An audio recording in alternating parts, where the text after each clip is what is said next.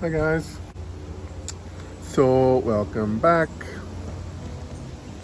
I'm just sitting out here on my deck. It's a beautiful day. Breezy, cool, overcast. Really nice day. So I thought I would make this video. It's like an opinion piece. I call it an opinion piece video because I don't really have anything else to make a video about. And I'm not on Facebook much, and I don't really care for Facebook, to be honest with you. And but I do like to scroll through like Philippine stuff, especially the expat stuff, to see what's going on there and see what people are talking about, things like that. Sorry for the video, it's a little shaky. Trying to get a comfortable position. So I wanted to do this thing, talk about this experience I had on Facebook. So I forget the name of the channel, Philippine Expats, something like that. And there was a guy who had made a post and said, looking for some advice. Do I rent or buy in the Philippines? And that was it. That's all he said. He didn't say where. He didn't say, he said 2.5 million peso budget. So that was his post. Should I rent or buy? I only have a 2.5 million peso budget. Of course, I had to chime in. I had to put my 2 cents in. And so what did I say? I don't have the post in front of me, but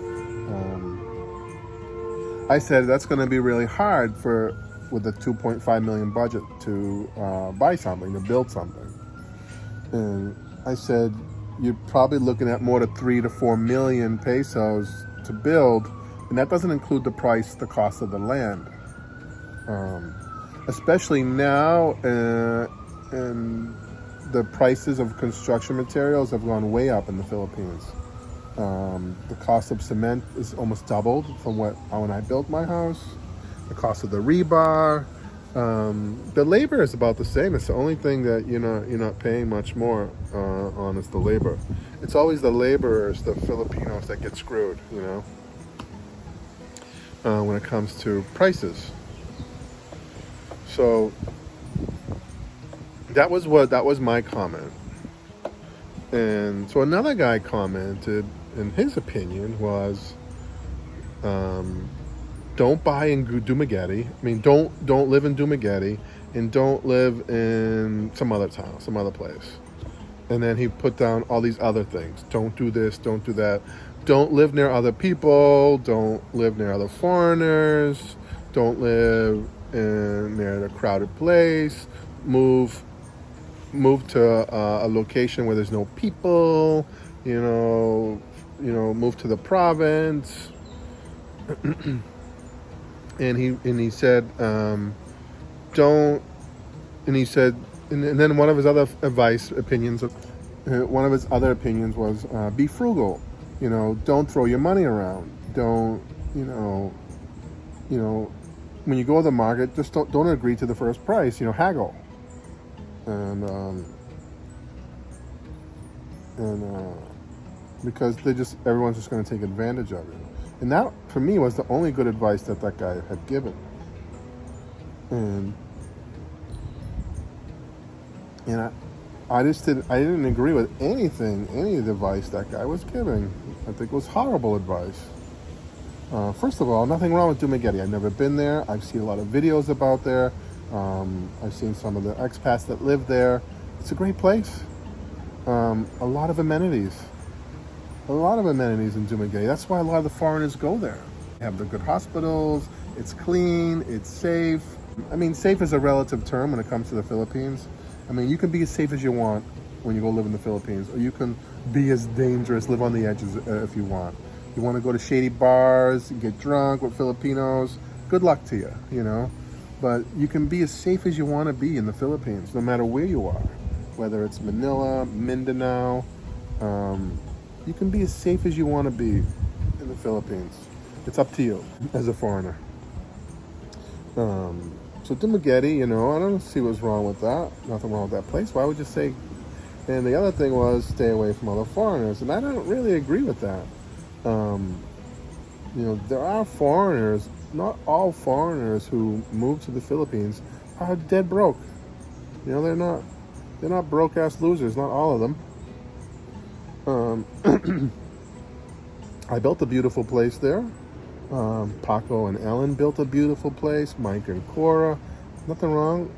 I mean, of course, there's some other foreigners I know that I don't really care to associate with, but not everybody. I mean, you just can't say stay away from other foreigners. That's a horrible advice. And the other one was who wants to go live in the boonies? Not me. I mean, I know that there's some other people that you guys all know that live on a farm and live out in the outskirts of the town, in the hills, but that comes with a lot of problems, the one big one being no internet. The electricity can be shoddy. And then just for example, Hurricane Odette. Some of those areas that are outside of the outskirts of the towns took them 6 months to almost a year to get their power back. So yeah, that for me, I don't know. I don't want to live in the boonies. Oh, the other advice he had given was, if you're going to buy something, buy a fixer-upper. And I didn't agree with that at all. But before I get to that, let me finish the other one about living in the boondocks. To me, that's the worst advice you can give somebody. I mean, that guy was just given his own personal preferences. I mean, some people, they want to live in the countryside. They want to live on a farm. Some people want to be close to the city because they like to go out to eat. They like to have a good restaurant. They like good internet. Where I live in Anda, and Anda is beautiful. It's not boondocks. It's ocean. It's coastal living. It's kind of like organic coastal living. They don't burn trash there. I mean, they do, but they don't. It's mostly just the leaves. You can go through Anda and not smell any of that trash burning, smell. They're very good about that. It's very clean. If you drive through that main road that goes to the municipal, you'll look to the left, you look to the right, and it's a lot of native homes, but they're spotless. They have gardens, they keep their grass good, there's no junk in the yard. You might say that I'm far away from the city, but I'm not in the boondocks, What was that? And it's about 2-hour drive to Tagbilaran. That's where the good hospitals are. That's where the good shopping is. So yeah, I'm far away, but I'm not in the boondocks. You know what I mean?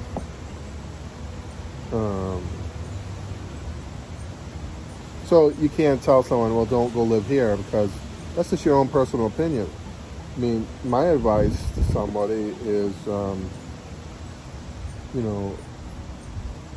there's an ass for every seat in the Philippines. There's an ass for every seat. So you want to live on the ocean. Paco and Ellen have a beautiful home on the water. And I got to give props to Paco because, when he first bought that lot, Lynn and I went by there. They were still in the U.S., and it wasn't really cleared too much, just a little clearing. And we stopped at the side of the road and we looked down. It was like 90-degree drop. I'm like, what the hell? How is he gonna build anything there? And I was so skeptical. And he has one of the most beautiful spots in all of Bohol. And I'll tell you what. He has very limited neighbors. That's number one. For me, that's number one. If you're going to have in the ocean. Oceanfront property in the Philippines, very hard to buy because it's expensive. And who wants to pay 10 million pesos for an oceanfront property? You got all these fishermen traipsing through your property. All these boats in front of your property. And you got no privacy. Because you can't stop, you don't own the beach, you don't own the land in front of your place, although some people I know in Anda think they do. But you can't really stop the fishermen from putting their boats in front of your house, to, you know, having their cookouts there, their family get-togethers in front of your property. So buying oceanfront comes with a lot of caveats. But Paco got a great spot because he got no neighbor to the left, no neighbor to the right. Now he's got neighbors, but they're 2-3 lots down. He got no fishermen there. The fishermen, there's like a beach about, yeah, there is no beach there. That's Mike and Cora's place. So because of the slope, the get down to the water, nobody there. And behind him is a mountain, a mountain cliff. No houses there either. And so he's got 1,000% privacy with his oceanfront property. I don't know if he realized that when he bought it, because this is his first property in the Philippines. And so he might have not really realized how much privacy he was going to have there. But I do. Well, I didn't when I first saw the property, but then once he built it and I got to enjoy it with him, I mean, I could see all of the light bulbs going off in my head. The other thing Paco has there is his own microclimate. Now, this is going to sound strange, but it's so 1,000% true. You can go to Paco's house and sit at his property with the doors open, ocean breeze, and it's about 10 to 20 degrees, sometimes cooler than my place in Enda. Because he's got the mountains behind him. How are you doing that? Making a video, Bobo. Okay? Oh, baby. So, he's got like this microclimate. He's got the mountains behind him that, like in Hagna, some of the tallest peak is in Hagna. And so the cool air that comes down from the mountain, and it just basically comes down and flows right through his property. The cool air from the mountain. He got trees. He's got the mountain blocking the sun behind him, so he's got shade on the back of his property. He's got a cool breeze coming down the mountain, which rushes through his property, and then you have a breeze from the ocean. Beautiful place. So, yeah, I don't know how I got on this subject. About where you're gonna buy. Helicopter.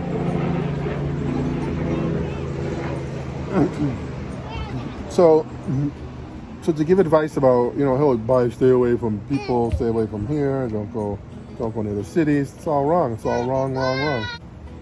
The proper advice to give someone is that Goodbye, Daddy. goodbye. I'll leave the house open. Okay. The proper advice to give someone who wants to buy in the Philippines is you tell them, where do you want to live?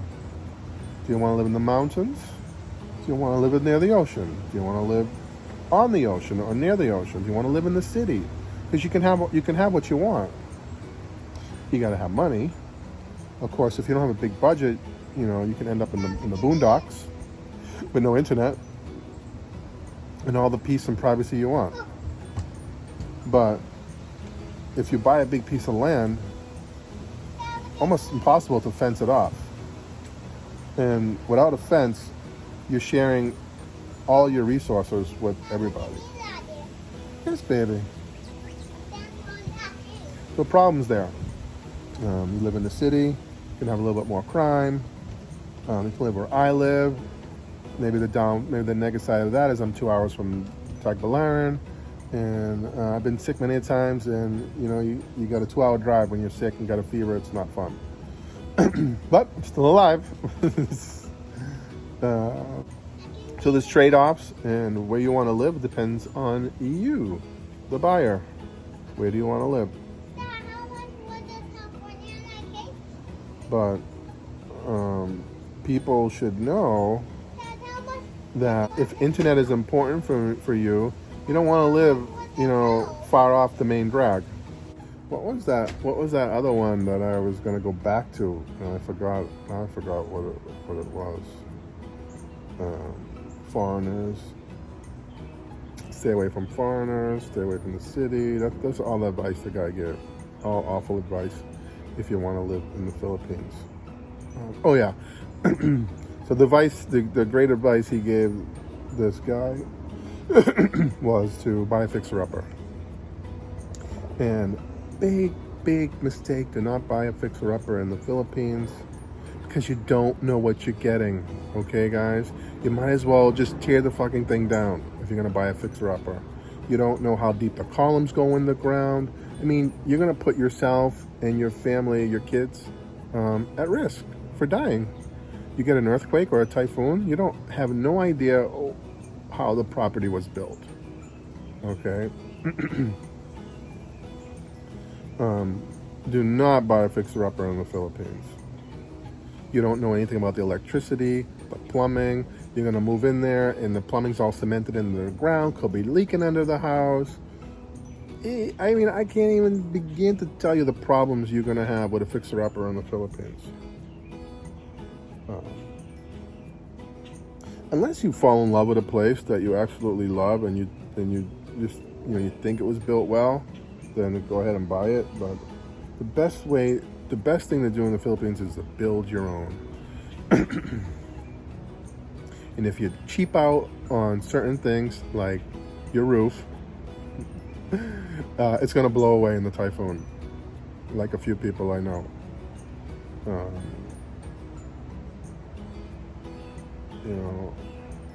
You build a house in the Philippines, you got to build it right, which means you got to put the columns certain amount of meters into the ground. They got to be a certain thickness if you're going to have a second floor. Remember, it's the Philippines, it's the ring of fire. You don't want to be building yourself, a matchstick house. But so yeah, this is my topic today. I was thinking, what can I talk about? And if you move into the Philippines and you're thinking about renting or buying, you got to have the budget to buy and to build. Me, I'm not on a fixed income. I mean, I don't have Social Security. I'm only 54. I do have a retirement plan, but I can't access that right now. And so whatever I did in the Philippines, whatever I spent there, was out of pocket. And my vision for that place was to build an income property, and that's what I did, and that's what I've done, and that's what I'm doing, collecting income on the property. That was the goal from day one, not 10 days later, not 2 years later. The goal before I even put 1 peso down on that property was to build an income producing property. Because my age, it's like, you need an income. I mean, I'm not stupid enough to know that you're going to go to the Philippines and keep spending with no income. You can't. So a lot of these guys who go there are already on their fixed income budgets, and they only have X amount of dollars in the bank. So in that situation, I would say you're better off renting, keeping your money in the bank, and living off of your fixed income. And then when you have a hospital emergency, you dip into your emergency fund. I mean, for me, there's like a couple of things I couldn't live in the Philippines without. One is my truck, not some multi-cab, matchbox car that's going to break every 6 kilometers. I mean, I bought a real car, brand new Toyota truck. I wouldn't move to the Philippines without it. It's hot, you need air conditioning, and you need something reliable. There's no AAA. No AAA in the Philippines. And the other thing I couldn't live without is a budget for my health. Would never move to the Philippines if I didn't have enough money to go to the hospital. You need money in the bank for hospital visits. And I have money, and I have used it for certain visits.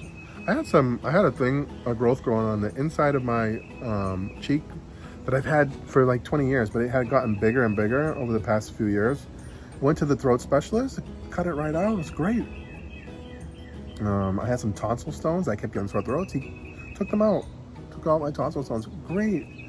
But you need money for that. You need money for that stuff. And I wouldn't want to live in the Philippines if I didn't have a budget to go out once in a while to a nice restaurant. It's important to me. You know, those things are what I love to do. And I also love to fish. And my goal is, one of my goals, I have many goals, but one of my goals is to ship a boat, a bare bones panga, Mexican panga. You can get them pretty cheap, like 5,000-6,000, just nothing in it, just the boat. And I want to ship it to the Philippines, so I have a real boat to fish out of, and not. I don't want to deal. I will never buy another pump boat. Never. What I would buy when I go back there is just a paddle boat. It's a pump. It's like a pump boat, but it's a miniature one without no motor, just a paddle. I would buy one of those. I can use that by myself. It's like a little canoe, and then you could just fish out front. You know, have some fun. You know, with the kids or whatever. But a pump boat, never again. Just I don't want to have to call the whole barangay to help me put my boat in the water every single time I want to use it.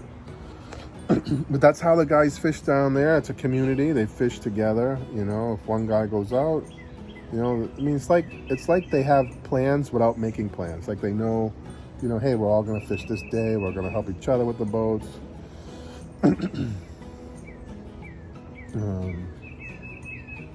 Yeah. So that's my video. I hope you enjoyed it. If you got, I would say if you only have like 50, 60,000 in the bank, and you have maybe 2,000 a month from your Social Security check, I would say just rent. Have a good time. Find a nice place to rent.